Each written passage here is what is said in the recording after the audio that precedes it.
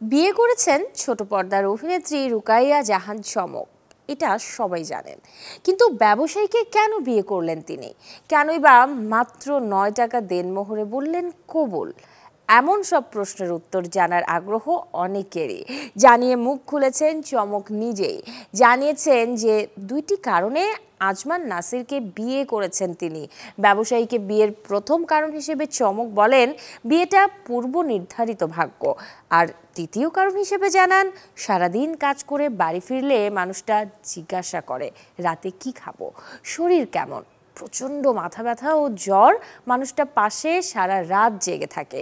শুটিংয়ের ফাঁকে খোঁজ নিতে আসে এই কারণে যে কিছু লাগবে কিনা, অথবা অনর্থকেই পাশে বসে থাকে ঘন্টার পর ঘন্টা। এসবের মূল্য টাকা দিয়ে বিচার হয় না। আর তাই খুব সাদামাটা ভাবেই আজমান নাসিরের জীবনসঙ্গী হয়েছেন চমক।